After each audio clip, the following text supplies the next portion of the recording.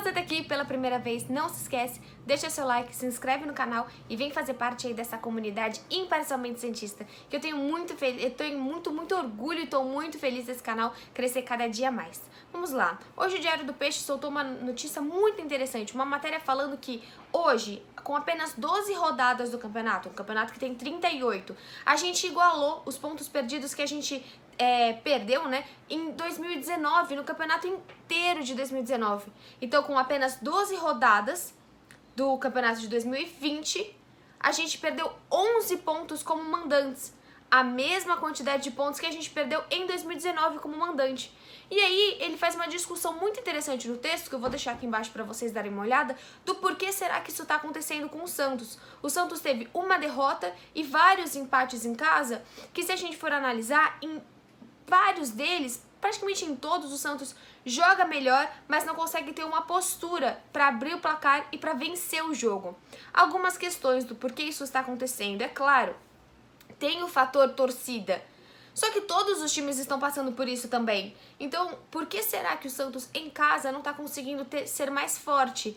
Ontem mesmo, o Cuca falou das questões de como as questões da gestão estão influenciando dentro de campo. Então a gente começa a pensar, será que um Santos, jogando em Santos, jogando na Vila Belmiro, sente mais a pressão de tudo que está acontecendo? Hoje mesmo, nessa segunda-feira, vai ter uma reunião às 19 horas que pode afastar o presidente Pérez. Então a gente começa a ver, será que a cidade de Santos hoje, né, você jogar ali no templo do futebol, não é mais uma proteção para os jogadores? E por que isso? Agora vamos passar em todos esses jogos que eu comentei. A única derrota que a gente teve foi contra o Flamengo. Lembra daquele jogo? 2 gols do Marinho, depois os 2 gols anulados, e aí o Gabriel faz o gol. E meio que acaba com esse jogo. O Santos, o roteiro daquele jogo estava muito parecido com o 4-0 do ano passado. O Flamengo estava desorganizado, o Flamengo não vinha bem, o Flamengo vinha super pressionado, ainda não tinha começado a Libertadores, né? Então o Flamengo não estava com toda essa questão da Covid e tudo, mas assim, o Flamengo super pressionado do Campeonato Brasileiro, estava lá embaixo na tabela, foi aquele momento que o Flamengo estava lá embaixo e o Vasco estava lá em cima. O Santos joga muito melhor, mas se perde psicologicamente. Na sequência desse jogo, a gente tem o jogo contra o Vasco, que aí tem aquele gol do Felipe Bastos que a gente pensa, não, vai ser anulado, claro, deve ter sido impedimento, igual foi no jogo contra o Santos, e não.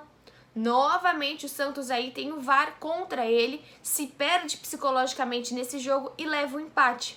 Além disso, a gente teve o jogo contra o São Paulo, clássico, né? Eu achando que seria um bom jogo, São Paulo, um dos times favoritos lá no Campeonato Paulista, e depois se perde, né, nesse meio tempo, e o Santos vinha mais embalado. E aí acaba cedendo, né, totalmente um empate pro São Paulo, podendo jogar melhor. E depois disso a gente teve ontem o jogo contra o Fortaleza, muito parecido com o jogo contra o Botafogo, mas contra o Botafogo foi fora de casa. Esses pontos, né, são 11 pontos. Isso complica muito o Santos. É por isso que hoje o Santos tá lá em 8º, 9º lugar. Vai depender, tem jogo do Fluminense com o Curitiba ainda, não sei se as coisas podem alterar, mas assim, isso mostra como que o time dentro de campo precisa voltar a ter essa força. Além de todos esses jogos, tem aquele primeiro jogo. Mas aquele primeiro jogo, eu entendo, dava pra gente ter ganho sim do Red Bull em casa. Mas o Cuca tinha acabado de entrar no Santos. Ele colocou um time exatamente igual ao time do Gesualdo. Então eu vejo que é uma coisa muito mais complicada. Eu acho que esses últimos jogos são mais possíveis da gente avaliar do que a gente pressiona, é triste. Aqueles pontos do Red Bull farão falta, mas eu acho que são diferentes desses pontos agora. Tô lembrando, 11 pontos, gente.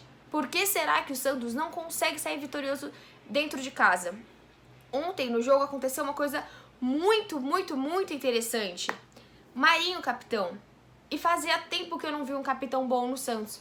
Porque assim, tem muito capitão, todo mundo fala, é só uma faixa, isso já passou, já não tem mais nada disso. Pra mim tem. Primeiro que assim, o Santos carrega uma história, tem um Z de Zito no seu braço para que você carregue algo com isso, para que você sinta uma responsabilidade e um mérito de estar carregando. E o capitão é aquele que vai chegar e vai falar, juizão, ó a falta ali. Juizão, olha o que tá acontecendo.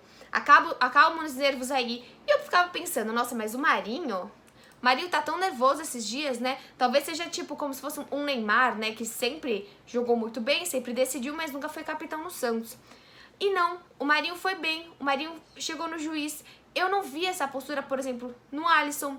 Eu vi às vezes essa postura no Pará. O Lucas Veríssimo, talvez por ser zagueiro, ficar mais tempo longe do lance, eu não sei, também não teve essa postura. Então eu acho que a gente precisa de peças como o Marinho dentro de campo para que nos represente. E além disso, a gente precisa de peças fora de campo para que torne a Vila Belmiro um pouco mais segura. Hoje a Vila Belmiro não é. Hoje a Vila Belmiro é um caos, é um lugar de medo, é um lugar de desconforto, é um lugar de desorganização. O Santos tem aí seus 45 dias para poder pagar a multa do Soteldo e a multa do Kleber Reis, que juntas pesam 50 milhões de reais. E isso pode gerar até uma perda de 6 pontos no Campeonato Brasileiro. Então, é claro, eu coloco o peso dessa perda de sustentação, no caso, da Vila Belmiro, muito no que está acontecendo externamente, exatamente como o Cuca disse. É nítido como o externo está afetando o interno e o Santos está perdendo mais a cabeça dentro de casa, está mais concentrado fora de casa. A gente ganhou 2 partidas esse ano dentro de casa. No Brasileiro, Atlético Paranaense, que jogamos muito bem, e Atlético Mineiro. Mas você vai falar, mas Atlético Mineiro a gente estava com 1 a mais. E daí? O Olímpia a gente estava com 1 a mais. Agora no último jogo, o Delfim a gente estava com 1 a mais. Tivemos inúmeros jogos com 1 a mais e o Santos não conseguiu se posicionar. O Atlético Mineiro, tanto que pra mim, o melhor jogo do Santos nesse Campeonato Brasileiro. A gente tem nesse final de semana o Goiás, novamente um jogo que dá pra vencer. Depois a gente vai ter o Corinthians, que já é um time muito mais complicado. O Corinthians, a gente sempre faz bons jogos contra o Corinthians, costuma fazer bons jogos contra o Corinthians, mas nem sempre vê o resultado. Então acho que tá na hora do Santos respirar. Vamos ver o que vai acontecer hoje. Eu volto aqui com informações pra gente pensar o porquê que o Santos está tão fraco dentro de casa e mais focado fora de casa. Se você tem uma opinião, se você acha que é a ausência do público, se você acha que faltam essas figuras que eu tô falando, se você acha que o Cuca ainda não encontrou o time, escreve aqui embaixo, porque o Santos ele está em uma evolução.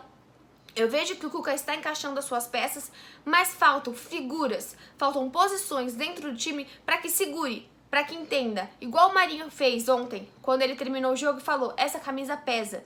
Eu até me emociono de vestir essa blusa. Então, esse tipo de mentalidade, eu agora tô ainda mais fã do Marinho e quero que ele continue com a faixa de capitão para os próximos jogos. É isso. Esse foi o vídeo de hoje. Deixa seu like, se inscreve no canal e até hoje ou amanhã. Depende da reunião. Tchau!